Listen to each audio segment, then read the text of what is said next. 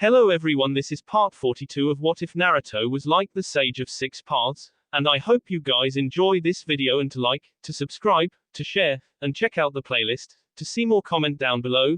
Now let's start the intro. They call me a god. They call me a god. They call me a god. Join my membership, the perks are great. It's in the description. Naruto had decided he rather liked this whole, acting normal, concept Fu had suggested for their time here in Konoha. For some reason that was hard to explain, he felt lighter, without all of his various trinkets that had been given to him across his travels. It felt as though the dreams, those small, normally insignificant items represented, could simply be set to the side for now until he was ready to pick him up and continue on again. The village itself was also different to how he remembered it. It would seem that 10 years was longer than he thought, as without his headband or shakuju, Naruto had found not even a single glance sent his way. Right now he and Fu were sat in a small out-of-the-way cafe somewhere not quite in the middle of the village, where there would be hustle and bustle rushing past them constantly, but not quite on the outskirts where it would be too quiet. He gently nursed his tea, smiling lightly at the flavor. It certainly wasn't the best he had ever had, but it was far from the worst. It was simply normal, and Naruto found that perfectly fitting with the atmosphere. He set the cup down and looked across at his companion, unable to help the small amused smile that flickered across her lips when he saw she wasn't exactly sharing his sentiments. Why is he still here? Currently the mint-haired former Jinchuriki was doing her absolute very best to burn a large hole into the man sitting at the table with them with nothing but the power of her own vision. The man in question didn't seem too bothered with the glare, happily drinking the small dish of sake in front of him as if he was used to this type of treatment. With his kind of reputation and the way Naruto had first met the man, it would have been incredibly unsurprising.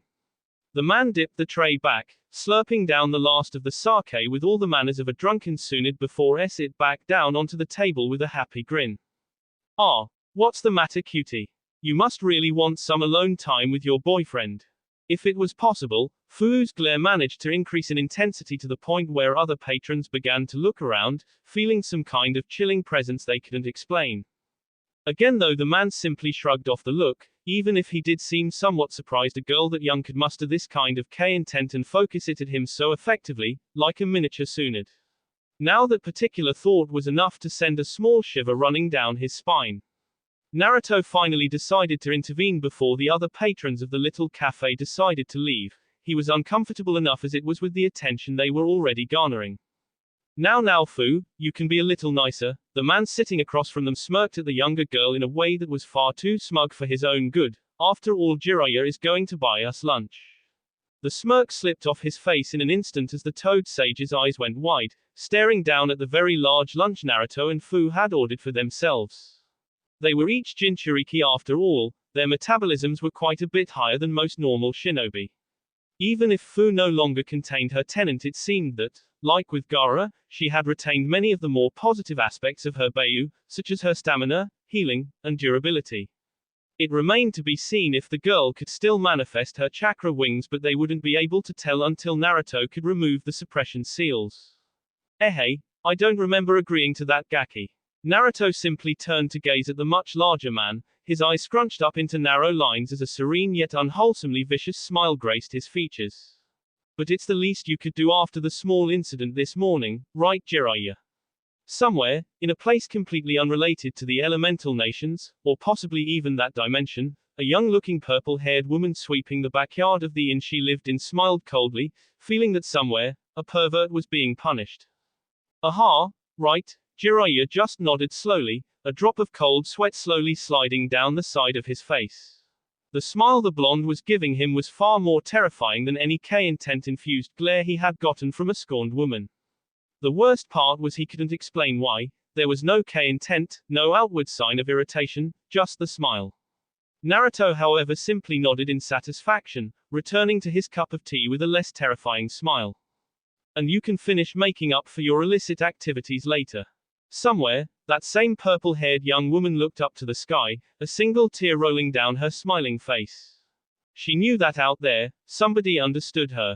Jiraiya, on the other hand, firmly decided not to repeat the circumstances that had put him in this situation.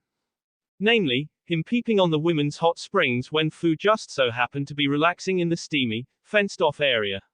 Somehow, even with his chakra blocked and heavily suppressed, the young blonde had managed to find the man, appearing out of nowhere and defying reason when he managed to actually sneak up on Konoha's self-proclaimed super pervert. Yeah, sure, Jiraiya just nodded along to it dejectedly.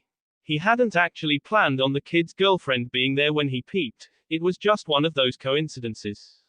However, it hadn't exactly made an excellent first impression on the boy, and to be honest, the boy didn't need even more reasons to be distrustful of Konoha without his own girlfriend's privacy being put into question.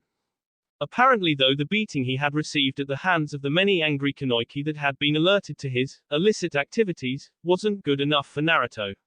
He had heard the kid had spent some time with Tsunade before she came back to the village, but it was as though he had inherited her intense hatred for all things perverted. So, you really are Naruto, huh? None of them had spoken for a good few minutes as an awkward silence settled over the table, so it came as a small surprise when Jiraiya finally spoke up, his voice oddly subdued. Naruto simply sipped at his drink, his face still portraying the epitome of uncaring as he had promised himself he would when dealing with shinobi of the village. He was under no illusions that the Hokage would be doing his utmost to try and form bonds between himself and those in the village in order to gain either his trust or his loyalty, even if only by proxy. That is my name. Jiraiya let out a humorous chuckle, obviously finding something amusing about that which only seemed to irk Fu. She liked Naruto's name. You're very different than that little knuckle-headed blonde I remember running around the village when he was nothing more than a brat. Naruto made sure to take an extra long sip of his tea, even though the flavor had long since lost interest to him. A lot has changed since then. I was in this village for less than half my life already, and most of those years I was far too young to remember. Not to mention that much of the memories I do remember are better left forgotten. It was subtle, but Naruto just about managed to catch the much larger man wince at that. The blonde found that interesting. The white-haired pervert seemed to struggle with something for a moment before taking a swig of his sake. You know, once I heard you left, I searched for you. Naruto merely quirked an eyebrow, his frosty demeanor not dropping for a moment. He just refused to show anything towards the people keeping him in chains, as invisible as they were. I imagine you would. A hidden village without its Jinchuriki is greatly weakened after all. Another wince from the older man that Naruto found interesting. Regret or guilt maybe. No, not like that. However, Jiraiya trailed off, unable to articulate what he wanted. No, needed to say. His sensei had been adamant that Naruto not find out about certain things yet, and he was so limited in what he could say. Once again, like with Hiruzen, Naruto took the man's silence for what he could only take it to be, lies and hidden truths. He really shouldn't have been surprised from shinobi of a hidden village. It was how they operated after all. Why are you here, Jiraiya-san? Are you here to try and install bonds of trust between us? I assure you that as long as my chakra is chained away within myself, those bonds would be like building a house atop sand. Perhaps you are here to inspect my seal, to make sure the QB has no more power than it should over me. Or are you interested in a student of your teammate? Tsunade-sensei has already told me a lot about you. Jiraiya tried to grin at that, but it was hollow at best. Each question was like a little knife in his back being slowly twisted. All good, I hope. Naruto simply blinked in that same cold manner as the large man's head fell down again, still searching for his own answer to the question. Maybe I could train you. That would be good, wouldn't it? Training from 2 of the Densetsu no Sanin. The request felt as desperate as it sounded, and Jiraiya knew it was a weak hope at best. However, in his mind there still had to be something of that little blonde he remembered watching that seemed so eager to fall among the ranks of the legendary shinobi of the past. Naruto for his part let a small sigh escape through his lips, blowing the steam from his tea gently outward as he held it near his mouth. I am not a shinobi, Jiraiya-san, nor do I wish to be. Again the man seemed to subtly wince at the formal suffix, finding it uncomfortable to talk to the boy like they were nothing more than 2 total strangers. I have no interest in learning jutsu like the ones you have to offer.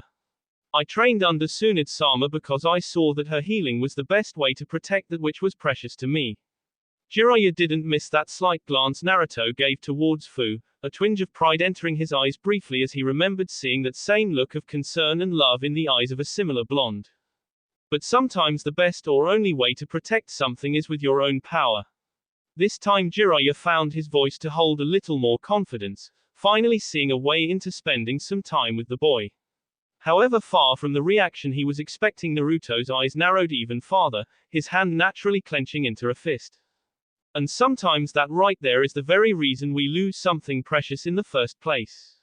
Being too focused on gaining power or failing to understand what we already have.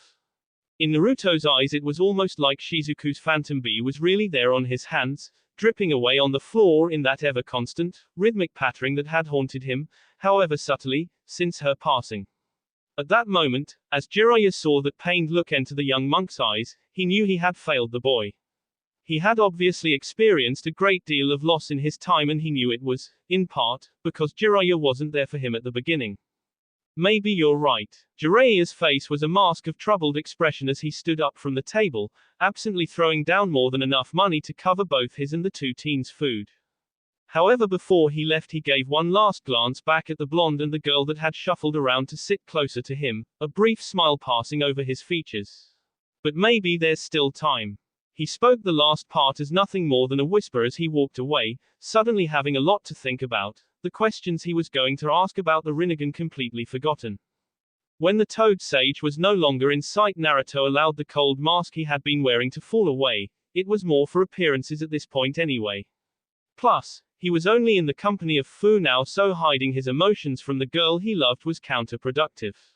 He didn't particularly care that there were Anbu hidden in strategic positions around them. They could report whatever they liked back to their Hokage. Perhaps it would not have been so bad to take up the man on his offer of training. Naruto raised an amused eyebrow at Fu. As far as she had come emotionally, she was still a very tactical and forward-thinking person deep down.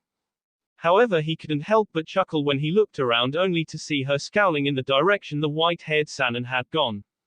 Even if he is a pervert. She looked at him, her ever-lengthening hair moving so it covered one of her eyes in a manner that added an air of mystery and seduction to her appearance, even if it was unintentional. Inwardly, Naruto knew this girl could ask of him almost anything and he would do his best to move the earth to get it done. At the same time, the girl had no idea of the influence she had over what could potentially be one of the most powerful men in the elemental nations. Really, you would have me learn from somebody other than Tsunade-sensei. Naruto held a hand over his heart, giving an over-exaggerated expression of hurt that made Fu smirk lightly. How could you ask me to betray her so? After a moment or two, both of them began laughing, an air of serenity coming over the both of them. However, after a moment or two, Fu brushed her hair back over her ear and gave Naruto a slightly more serious expression, somewhat subverted by the smile she couldn't seem to remove from her features. But really, it could be an opportunity to have the seals on our chakra removed. The vedette spoke in a hushed tone so the watchers wouldn't overhear, and Naruto had to admit the idea had merit as for Jiraiya to teach him anything he would require the use of his chakra. It wouldn't work. Jiraiya is a Sannin for a reason and a capable practitioner of Fuinjutsu. Naruto gestured to his stomach where he suspected the restraining seal to be. I have already learned not to underestimate him when it comes to that particular field of the shinobi arts. The blonde shook his head slowly, his expression too becoming more serious. No, it would be best that we did this on our own, when we are ready. The seal needed to be removed slowly anyway. It was still too dangerous to remove lest he be rushed by the Kyuubi's caustic chakra. Naruto looked up from his thought when he felt a hand lightly brush his shoulder, seeing Fu smile at him softly. Okay, we'll move as fast as you want to. You know I'll do anything you want me to. The two shared that smile for a brief moment, knowing that for one another there was nothing too large to ask. Yet at the same time, it would never be asked of them. There was a brief pause before the two's lips met, each leaning further into the contact as Naruto's arm made its way to its natural resting place around Fu's waist and her hands came up to the back of his head, to deepen the K. They were still smiling when they parted, a thin trail of saliva bridging their lips like their B weren't ready to part just yet. I love you, Fu. The girl's smile didn't grow any more, but it was like a spark was lit behind her vibrant orange eyes. And I love you, Naruto. The pause was significantly shorter this time before the two leaned in and were once again lost in each other's embrace. Izumo and Kotetsu, nicknamed the Eternal Chunin by a few of their colleagues that had long since moved up the rankings to Junin, sat where they could almost always be found, in front of Konoha's gate. They were always here because the Hokage had little else to do with them. They rarely took missions and even more rarely ones outside of Hai no Kuni. So there they were, lounging behind the desk that new entrants to the village, such as merchants and shinobi coming back from missions, all had to go through in order to enter Konoha. This was not because they weren't powerful. As a duo they were actually quite formidable and their rank didn't particularly reflect their ability to go toe-to-toe with many Junin. Nor was it because they were incompetent as many would believe. In fact most of their paperwork was done promptly and correctly. They had an important job after all. They had to make sure there were no scruples with incoming entrants' information, to weed out potential spies. The simple fact of it was that the two were just very lazy, thus the reason for what they were currently doing. Got any twos? In the defense it had been a particularly slow week for them. It was approaching the middle of summer and the heat in Hai no Kuni made traveling uncomfortable for many merchants, so there wasn't much traffic through the gate. Nope. Go fish. Kotetsu grimaced as he was forced to pick up another card from the pack. He was now entirely sure his partner and friend since the academy was cheating. He was so focused on the game though that he didn't notice the presence behind him until it was right beside the desk. Oh hey, welcome to Konoha. Sign your name and reason for visit here. The Chunin absently pulled one of the forms from the neat stack and handed it to the man behind him without even looking. However, when he looked up to continue the game, he only saw Izumo looking at something behind him. His eyes widened in shock and fear. Where is the Kyuubi Jinchuriki? Kotetsu quickly turned around, only to blanch at the sight before him, the iconic symbol of the Akatsuki embroidered on a plain black cloak. All the Chunin level shinobi and above had been notified of their status as S-ranked criminals in case the organization decided to come to Konoha in search of the Kyuubi Jinchuriki. It seemed that day had come. What? Both Chunin found themselves paralyzed by the man in front of them. His mere presence radiated power and his cold gaze seemed to stare right through them. He was tall, with long orange hair that hung down in a long bang to the left side of his face like many Yamanaka. However, with the many black piercings across the man's face, it was certain he was not of the Mind-Walking clan. However, that wasn't the worst of it. When Kotetsu looked up, he found himself staring into a cold set of rippled steel-gray eyes. Where is Naruto Uzumaki? The man's voice was hard and blunt, emotionless even, and he didn't seem to blink even once, just boring his gaze into the frightened Chunin. After a moment of hesitation though, the Rinnegan bearer narrowed his eyes at the same moment Kotetsu widened his. The Chunin looked down in disbelief at the long black rod that had pierced straight through the desk and through his stomach, steadily being stained crimson. In the next moment the Akatsuki member turned to look at the other gate guard with precisely the same even gaze. Where is Naruto Uzumaki? Hiruzen Sarutobi, Sandaime Hokage of Konohagakure, was running across his beloved village's rooftops. Around him hundreds of shinobi had mobilized, darting this way and that to relay messages, fortify strategic locations and ferry away civilians to safe points and bunkers. All of this because of one man, or at least that was what the intelligence would have him believe. The village had been alerted to the man's presence as soon as he had passed through the invisible barrier surrounding Konoha, yet he had walked right through the first engagement team and, to add insult to injury, simply walked right through the front gates. The elderly Hokage landed in a surprising feat of agility on a street he knew all too well, just like he knew every inch of the village that had been his home for 7 decades. At the other end, the very same man his troops were mobilizing for stood, a Junin Sarutobi knew to be called Hitomi Kyuki, held firmly in his grasp around the M. The old man's gaze hardened when the Akatsuki member noticed him, callously snapping the N of the Junin and almost absently casting her aside with incredible strength. The Sandaime Hokage, I had wondered when you might appear before me. The man looked around to the crumpled form of the Junin behind him before returning his steely, even gaze to the legendary figure in front of him. I must commend you. Your shinobi refused to tell me anything on the whereabouts of the Jinchuriki. Perhaps it is not that they do not know, but rather you have kept it even from them. Hiruzen tensed as the man turned to fully face him, his full attention now on the much younger man. What do you want, Akatsuki? Hiruzen knew the answer was obvious, but he still thought it best to ask. Every second this man was occupied, his own forces had more time to prepare.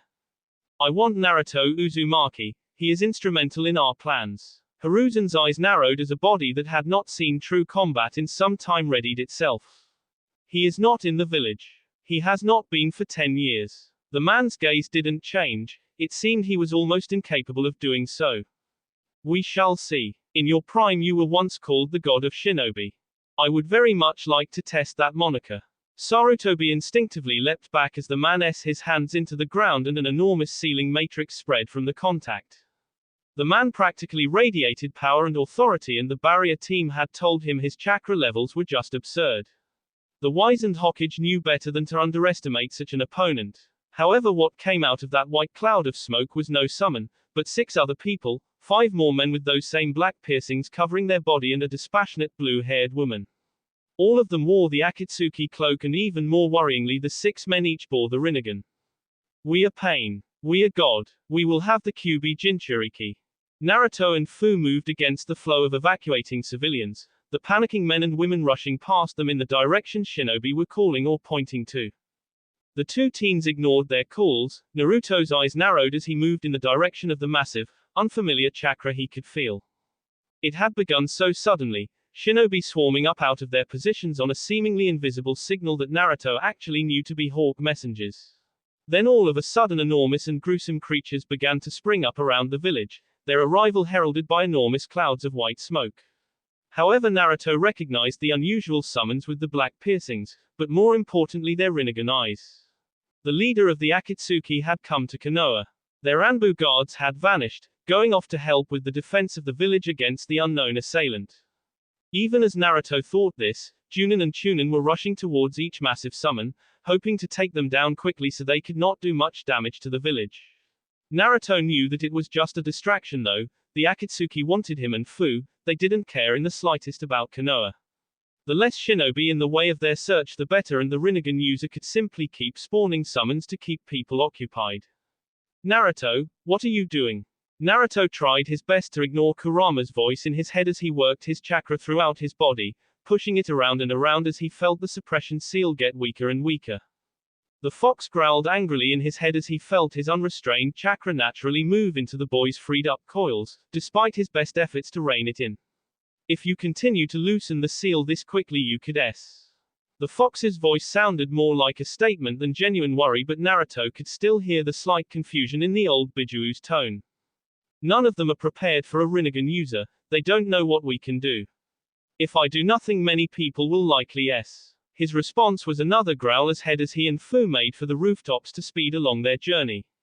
Even for these people, the ones who shunned you, you would throw away your own life. Naruto smirked inwardly as he sped up, once again feeling his chakra flow free and thick through his system. Who said anything about throwing away my life? Kurama was silent at that, but inwardly he huffed to himself, telling himself that he didn't care if the silly human got himself killed through his own feat of idiocy. However, as he felt his chakra move away from him and into the young blonde, a small twinge of something unidentifiable made itself known in the back of his mind. Fu, the Rinnegan user, wouldn't have come alone. Nobody could be so arrogant to think they could take on an entire hidden village by themselves, could they? I will handle the leader if I can. You deal with any other members of the Akatsuki you can. Fu nodded quickly. She understood that it wasn't Naruto thinking she couldn't hold her own, but she had seen firsthand how far out of her league a Rinnegan user could be. That didn't mean she would do her best to help the man she loved. This was quickly reinforced when Naruto stopped them on a random roof and turned to face her. Please, don't do anything to put yourself in danger if you can avoid it. Fu felt her heart flutter at the sheer concern and worry in the blonde's voice as he reached over to touch her gently on the stomach. At once she felt whatever effect the seal had over her fade, and her chakra rushed throughout her being like a veritable flood of energy. It wasn't as much as she was used to, and it was strange not to have that other source constantly tickling her senses, but she would manage. She had to. Only if you can promise the same. Naruto simply gave the girl a sad smile, both knowing that this would likely be the biggest challenge he had ever faced. He quickly pulled her into a hug, gently brushing back her hair on the other side of her head as he reveled in her warmth for a few moments. I will come back to you. Fu nodded, her eyes closed in an attempt to fully capture this moment, before Naruto pulled away and his warmth was gone. The girl took a moment on that empty rooftop to calm herself, readying her chakra and loosening up her muscles for what was to come.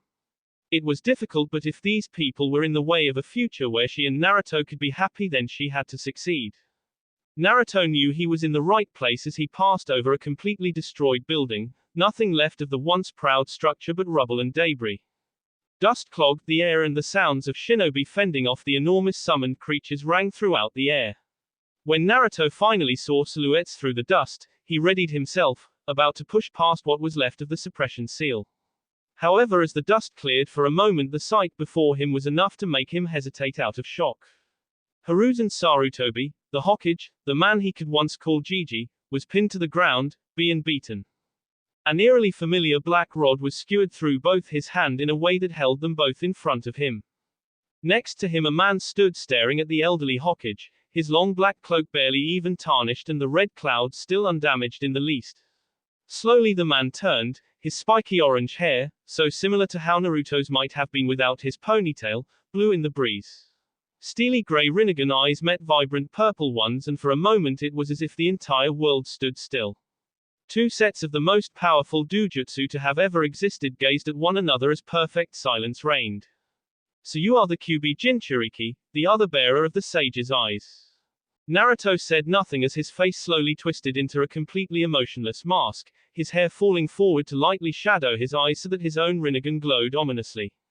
I had wondered how a meeting between two gods would take place. Somehow in the shattered remains of the symbol of the old system seems appropriate. Naruto still remained silent as his chakra finished opening up the last of the suppression seal, much faster than was advisable. A near-visible glowing aura of chakra began to coalesce around him as the violent energies of the Kyuubi flooded his being. I had hoped we would have a chance to tar. Pain's eyes didn't even widen as his hand suddenly shot up at nearly the same moment as Naruto's, as twin cries of the same technique resounded in the open space. Shinra. Tensei. Yagura had once used his water mirroring technique to replicate the effects of a Shinra Tensei, cancelling out Naruto's own use of the jutsu. However, Pain's was no replica, it wasn't even an inferior version. It was the same technique. However, the difference here was that it was being wielded by a man with much more practice and experience. The two waves of gravitational force met in between the two Rinnegan uses, twisting the air, no the very space around them, and blasting away the dust as the primordial forces opposed one another. A sudden shockwave surprised both men, forcing them to hunker low or be blown completely away by the sudden force. Naruto, the blonde, looked around, seeing Hiruzen look up at him wearily, be trickling from the corner of his mouth. He is not aloe. The warning would come too late though, as something landed in the space between the two men like a meteor. Before Naruto even got a good look at the newcomer, he was sprinting towards the blonde. All he saw before a crippling pain racked his body was another set of Rinnegan eyes, making his own widen in confusion before he was sent flying across the village. His eyes had captured every detail in that last second, so he could clearly remember the man with 6 arms, all of which looked unsettlingly mechanical, as he used all of them to punch him clean across the sky. It was something Naruto had himself done with the Asura path, using a piston at the elbow to create massive propelling force. However, those eyes, there were 2 Rinnegan uses after him. He couldn't think about it much longer as he suddenly crashed straight through a wall some 3 stories up.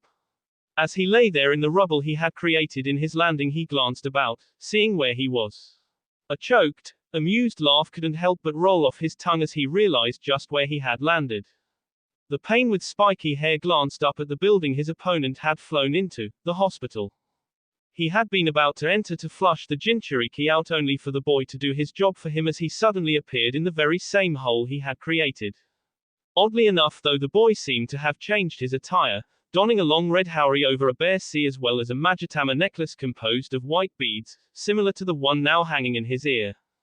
The most noticeable change though was the horned forehead protector with no symbol and the long wooden shakuju he now held in his hand. The two met eyes again as Naruto looked down on the Akatsuki member from 3 stories up, his haori moving in the wind and the bell in his hair tie tinkling softly with the breeze. Okay, now I'm ready. The sounds of fighting and explosions didn't seem to reach the two as they stared at one another, neither opting to make the first move. Both knew to be wary of their opponent because of the potential power that they both had, the limits of which had yet to be seen. Both had somewhat of an idea of what the other could do, but anything else was up to differing experiences and age. The Pain that had been sometimes designated as Tendu couldn't tear his gaze from the slightly different rippled eyes staring right back at him, and Naruto was equally enraptured by the sight. Both were so similar, yet the men behind those eyes couldn't have been ideologically farther apart. You are quite powerful, that much I can already tell. that blow would have killed most humans. Naruto's even gaze briefly flickered between a frown as he dropped from the hole he had made in the hospital, landing so the length of the street separated them. You speak as if you are not human. Tendu gave no sign he had even heard the question, his perpetually set expression of emotionlessness almost looking past the younger blonde. These eyes are not of mortals, you must have come to understand that by now.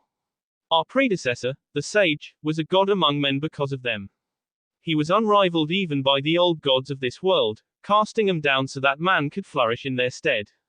In these eyes are the potential to exceed our mortal selves and become gods, that is what we are. When he said, we, Naruto had a feeling he wasn't just talking about the two of them, the image of that bald Rinnegan user springing to mind. Who are you then? Naruto couldn't tell from this distance, but something seemed a little off about the man in front of him, and it wasn't just his demeanor. The piercings through his body were unmistakably the same material as the chakra rods both of them used, the faint aura of chakra they gave off telling him that much. Was it some kind of intimidation tactic? We are pain. We are God. Naruto's front only deepened with those words. It was like looking into a mirror of what he might have become without the guidance of the monks. This was a man who had been given power, only for it to go to his head in the worst possible way, giving him delusions of godhood. It's just a dujutsu, having more power does not make you any less human than I am. Finally the expression of the orange-haired Akatsuki changed as a light smirk crossed his features. It is amusing to hear you say that, considering you bear the very same eyes. Naruto fought back the scowl that wanted to tear over his features, instead opting to divert the conversation, buying more time for the shinobi of the village to rally themselves and evacuate civilians. He had a feeling that any fight between himself and this man wouldn't leave too much in its wake. Why are you even here? As I understand it, you have to seal the QB last. If the man seemed perturbed by Naruto's knowledge of the Akatsuki's plan, he didn't show it. Instead, he started to walk forward calmly. That is true, our plans will eventually require the sealing of the Bayou contained within you. However, that is why I came personally, so I could speak to you, one heir of the sage to another. Naruto nearly faltered at that. All pain came to find him forwards to talk. About what? Our goals differ, we have nothing to talk about. It sounded very uncharacteristic coming from Naruto, considering his past history in trying to make peace through means other than violence. However, this man, the leader of the Akatsuki, he was what stood between him and Fu having a life together, undisturbed. If this man had even half of the determination in his own goals as Naruto did in his, then there could be no middle ground, no understanding wrought through words alone. That is not true. Tendu continued to walk forward, seemingly unconcerned with his surroundings as he didn't even glance about, always keeping his vision fixed on Naruto. Our goals are very much the same, the only difference is that I have a means to achieve what you are still struggling to understand. Naruto's confusion got the better of him and his eyes showed it as he blinked at the man walking towards him. What do you mean? The orange-haired Rinnegan wielder smirked again, his arms going wide as if to mock the very situation they stood in the midst of.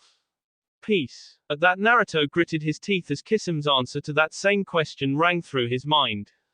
How could you preach about peace standing in the very midst of an attack you instigated? Innocent lives are being lost because of what you are doing right now. Pain's smirk slipped away as his face once again lost any semblance of emotion. Understanding between men is such a fleeting dream, happening so rarely and so tenuously that it is almost fated to snap.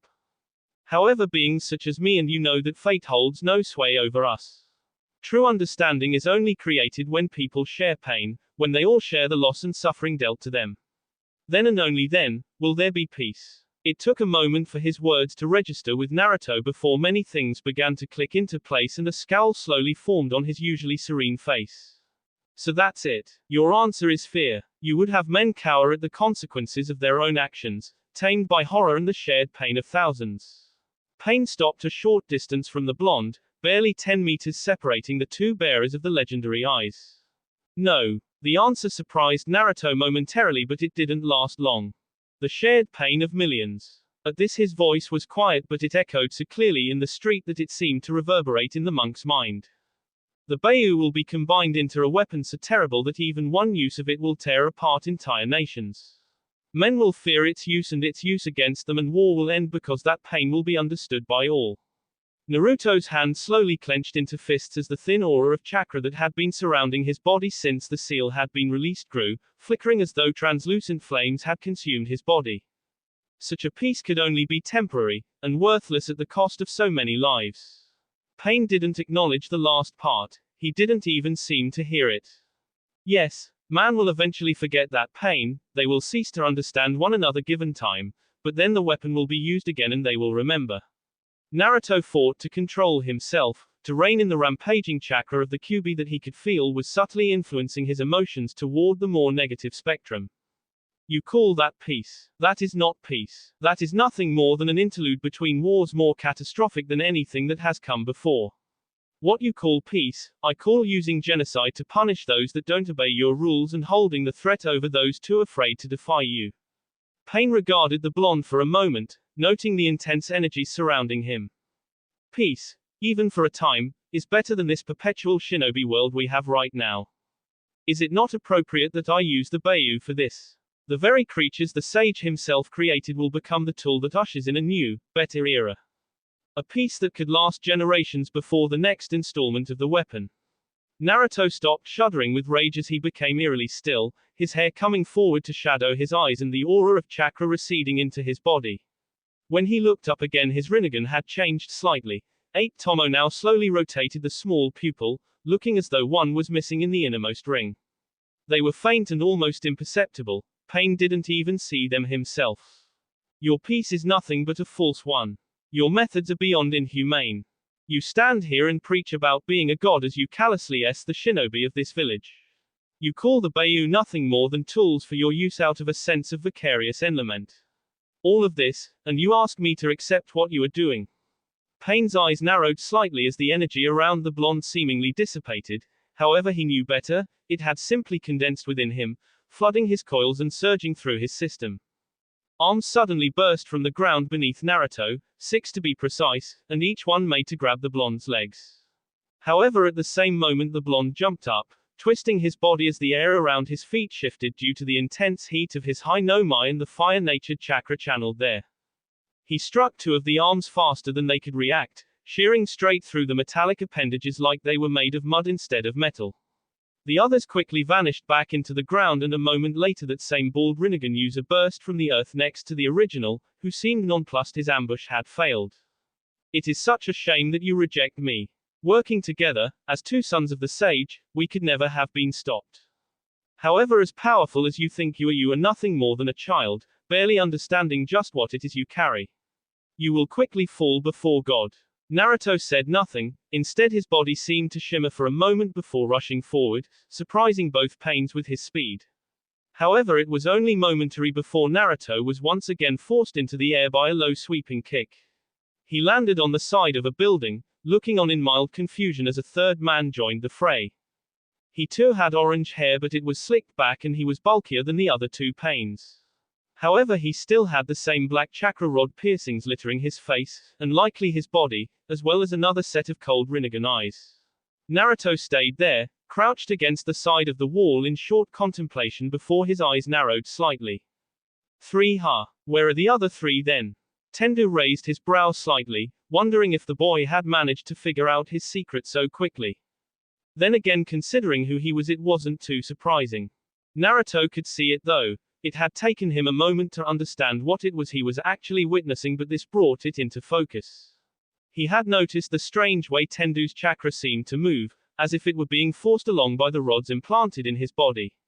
However, the one with 6 arms had a coating of chakra over his entire body, like when Naruto used the Asura path, so he couldn't see if it was the same. It was only with the arrival of this third Rinnegan user, with chakra flow similar to the first, that Naruto could understand what was going on, and be properly disgusted by it. How could you pervert these be in such a way? Somehow Pain had managed to use the chakra receivers as a way to manually manipulate the chakra system of AS body, almost like a puppet. Naruto knew they were S because he could see no chakra in their coils, only what was being pumped around by the rods. If that was true, then it was also likely they shared their eyesight like Naruto did with his clones, however they would be nowhere near as weak. The 3 Pains however simply stared at him, as if regarding the question. It was almost creepy how they all looked in unison. They better serve God now. This only made Naruto angrier. He wasn't even fighting the real pain, just these puppets that seemed to have access to his powers. However, at the same time this frightened him. He could feel the power of these men and it was nothing to scoff at. If the original was an amalgam of them all, then he must be a terrifying opponent. The third one to join suddenly dropped a chakra rod from his sleeve and rushed forward, wielding the stick like a sword. Naruto leapt forward to meet him, shakuju at the ready. He hated to use it as a weapon, but right now he could hold nothing back. However, it didn't take him long to realize going into close combat with one of these puppets was a bad idea, even one-on-one. They were fast, strong and left absolutely no openings. The shared vision saw to that. He could feel himself being quickly overpowered as he twirled his staff to block a strike that would have skewered through his arm, no doubt disrupting the chakra flow in that limb. He was surprised then when the large man suddenly discarded the rod and leapt forward, looking as though he were attempting to crush Naruto to death. The blonde realized what was about to happen just in time for a long extendable metal tail, almost like a scorpion, to flash from behind his robes, driving the larger man away. Once again Naruto looked across the three panes, each staring back at him coldly as he counted it off in his mind. Gravity, metal limbs and weapons, an attempt to get close to siphon my chakra. Each of them is a path. Armed with this knowledge, Naruto knew he had to be facing the Deva, Asura, and Preta paths, which meant the other three were somewhere still in the village, or nearby, keeping a watch on the fight and providing more viewpoints. In the brief respite he gained with the surprise of the tail, Naruto reached out through the water vapor in the air, gaining a small smirk as he found what he was looking for. He immediately spun on one foot, already fanning his chakra into a broiling inferno within his lungs, concentrating it and expanding it until Kaiten. Naruto did something he had never really attempted before in combat, never having the right instruction. In this case he simply decided to wing it as he sent violent fire chakra to his lungs before blowing it out as a white-hot stream of pure flame. The result was, a bit more than Naruto expected. A veritable tidal wave of burning fire rushed down a nearby darkened alleyway, spilling out into the street beyond and flowing right over the buildings there. He quickly see off the makeshift jutsu before he razed the entire district, his eyes noting the small form that emerged from the smoke. A fourth pain entered his line of sight as it landed on a nearby rooftop, his long orange hair forming two bangs. Its robes were burned and smoldering, but it seemed otherwise fine. However, that didn't matter to Naruto. He had gained what he needed. If each pain could use all the abilities of the Rinnegan, it would have simply absorbed the flames, which meant they were limited to one each. However, now Pain really had the numbers advantage, which he made no waste of as the four paths suddenly rushed in close to Naruto. The only thing that prevented the blonde from getting a nasty beating from the near perfectly choreographed attack was his staff, which he was able to use to keep them from getting too close. However, a shakuju was no offensive weapon, and against the tough paths it might as well have been a stick. None of them held still long enough for him to try and subvert their chakra through it, and they were too skilled in taijutsu to really let his strength come to bear. It seemed like a stalemate between them, quickly becoming a battle of attrition which seemed unfavorable to Naruto. However, Pain made a mistake when Shuridu chose to take advantage of Naruto's blind spot, cracking down on the back of the blonde's head with four of his arms. What he wasn't expecting was for two more arms to suddenly rise out of the blonde's shoulders, catching the powerful hammer drop. The ground underneath the blonde buckled and cratered from the immense pressure exerted by the blow, but the monk didn't yield, a slightly animalistic grin appearing on his features. What? Do you think only you knew that trick? Taking advantage of the opportunity that had finally presented itself, the two mechanical arms that belonged to the blonde suddenly lashed out, grabbing a hold of Shuridu by the shoulders. With a massive roar of exertion that bulged out the muscles along the blonde's CL Pain's Asura path clean in half. He felt no sorrow for the destruction of the already perverted body, especially when only machinery fell from inside of it. Throughout all of this, Naruto never even looked at the bald path once, confusing Pain as to how he had known when it was clearly in the monk's blind spot. Clones. Tendu seemed contemplative as the remaining three paths moved back. He figured Naruto must have been using clones with shared sight to cover his blind spots. It felt admittedly strange to have his own technique used against him like that. At the same time, he felt oddly satisfied that Naruto was this powerful. While he was thinking though, the blonde took the opportunity to assess his own situation. Already he was struggling and pain hadn't even been using all of his paths. He wouldn't fall for the same trick twice, so he had to be careful now. He calmed himself, seeking to gather in nature chakra to that if it did become a matter of attrition he would have the advantage. Naruto, stop. He paused before he could begin taking in the natural energy, scowling as Kurama intervened at a particularly inopportune time. I'm very busy right now, Kurama. His eyes and those of the invisible clones he had hidden around the street were darting about for any signs of the other paths entering the fight. Do not attempt to use senjutsu right now, it is too dangerous. I cannot predict what the two different energies will do inside of you. Naruto frowned, his muscles still uncomfortably tensed as both sides waiting for the other to make a move. That's what you said about your own chakra, and I feel fine, better than fine actually. It was true, far from the pain he had been expecting. With the Kyuubi's unrestrained chakra raging through his system, he felt faster and stronger than usual. No, if you do not find some way to restrain yourself soon my chakra will tear your body apart. Already it is placing far too much stress on your muscles. You need to calm yourself and focus on control right now or you will Naruto almost faltered at the Kyuubi's words, not having realized what was going on inside of him. It's not like I have a choice. If I falter for even a moment, pain will have the opportunity to end this and you will all be in danger. A low growl through his head as Kurama expressed his displeasure. Yes, and as much as I would like to see this pretender lying in a pool of his own before you, it will be utterly pointless if you kill yourself in the process. Naruto scowled at that, knowing the Kyuubi was right. However, there was little he could do about it as pain finally decided they had been waiting too long. Unfortunately for him, Naruto had come to the same conclusion, and as the three paths moved to surround him, chains suddenly burst out of the ground beneath them. This time Tendu's eyes seemed to widen in genuine surprise as the vicious-looking implements moved to surround the three in perfect sync. Even Naruto was a little surprised as the chains were no longer the usual black color, but a shining, almost silvery gray that gave them an almost ethereal appearance as they moved to bind Pain's puppets. None of them were paralyzed by surprise for too long, and before the chains could touch Tendu blasted them back with an omnidirectional Shinra Tensei, using the opening to leap away from them. Gakido and Ninjendo were not so lucky though, each one getting tangled up in the thick, powerful chains. After a moment though, they simply seemed to fade away from the larger of the two, the one Naruto knew had to hold the Preta path, so Naruto quickly see the connection to them before more of his chakra could be siphoned. However, he wasted no time in using the chains to completely the other one apart. He didn't risk just breaking its end as he would have preferred, as he couldn't be sure in what condition they could still be controlled. All the same, neither he nor his clones chose to look as the puppet body was brutally apart, but they could all feel it. Two down. However, if either of the remaining two pains seemed irritated or concerned by the losses, they didn't show it. The chains continued to wave around threateningly, like the tentacles of some great underground beast. The pains seemed wary to approach for now, but eventually they would think of a plan or realize that for Naruto to use them from the ground he had to send them out through his feet, so he couldn't actually move right now.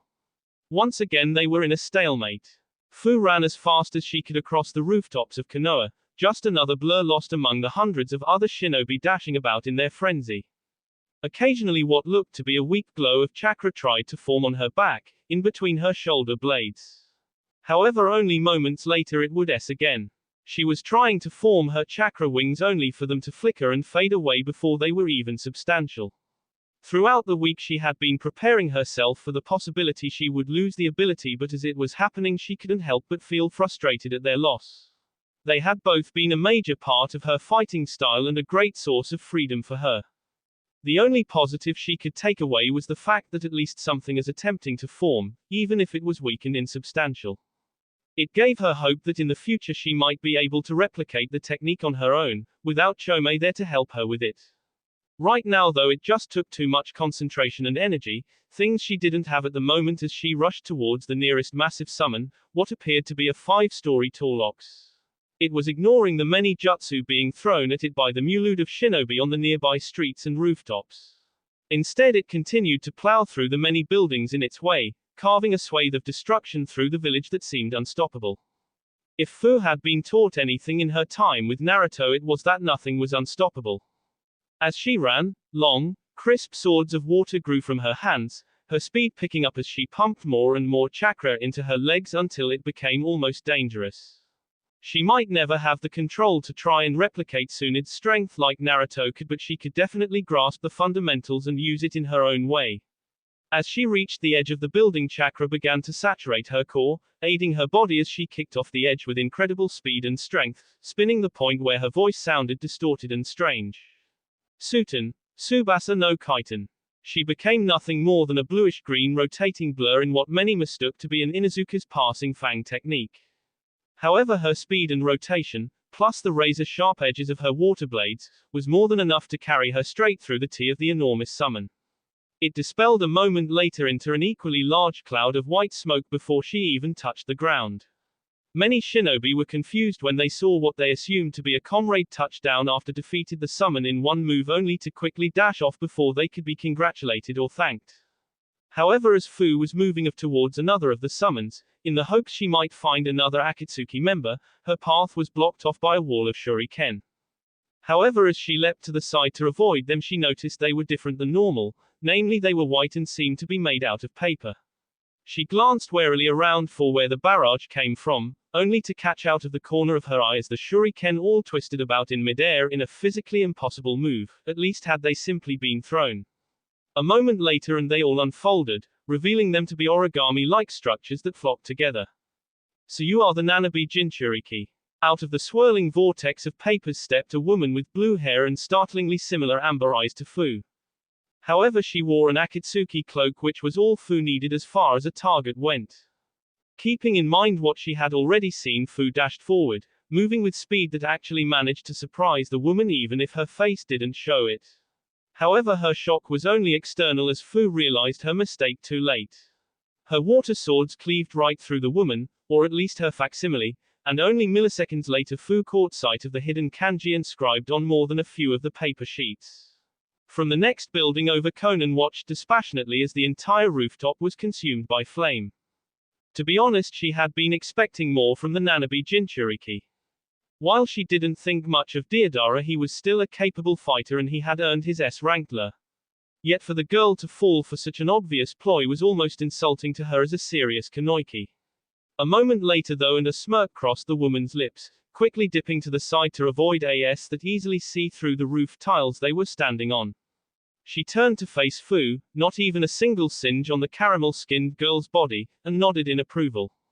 Good. I'm sure Pain-sama will be busy for a few minutes with the Kyuubi. I have time to deal with you. Fu said nothing as her eyes narrowed, both women readying themselves. Naruto now regretted the elation he had felt for his victories earlier as he defended repeated strikes from a perfectly synchronized assault on four fronts. Not soon after dealing with Ninjendo, the other two Pains had come out of the woodwork, seamlessly integrating with the others in order to bring him down.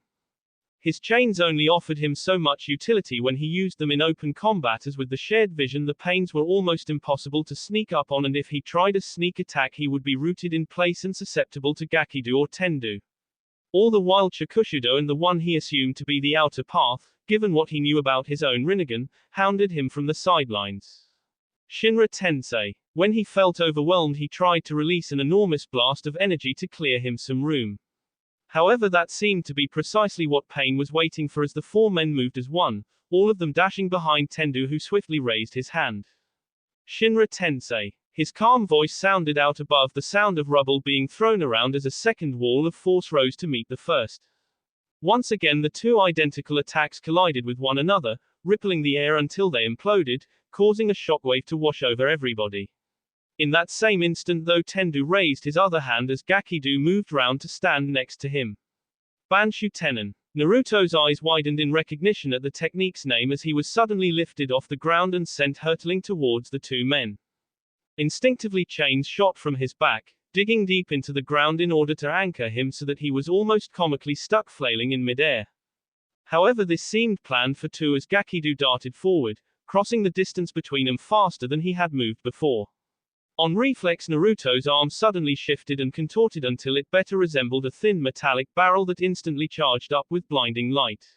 He realized his mistake too late as he released the blast of concentrated chakra, only for Gakido to raise his arm almost casually and absorb the blast, continuing his charge unperturbed. At the last moment though, when it appeared Gakido was about to reach him to absorb his chakra, a great tendril of sand suddenly burst from the earth at their feet. It ate into the orange-haired brute so fast that he couldn't even be warned in time by the shared vision, tossing him across the street and crushing him mercilessly against a nearby wall until that too was nothing but rubble and dust. Tendo raised an eyebrow at this, already having known Naruto possessed this ability and had simply been wondering when he would choose to use it. The Banshu Tenon wore off and Naruto dropped to the ground thankfully, the chains retracting with the speed of a whip. Sand now wreathed around him ominously as the blonde figured he might as well use it if the surprise was gone. However, it seemed he wasn't the only one with surprises, as when Pain stepped forward it wasn't just with the 3 Naruto had thought he had left, but with 5. The blonde widened his eyes in surprise when Shurado and Ninjendo joined the ranks of their fellow paths again, looking for all the world completely undamaged.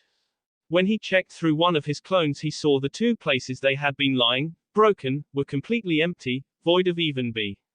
You cannot defeat us Naruto Uzumaki, we are Pain. A hint of worry entered the blonde's mind as he took a single step back, only to bump into something behind him. He whirled around, a black chakra rod forming in his hand in an instant. However, his wrist was caught in a steel embrace that he could already feel his chakra being siphoned away into as he looked up at the expressionless face of the last F the 6 Pains, also undamaged.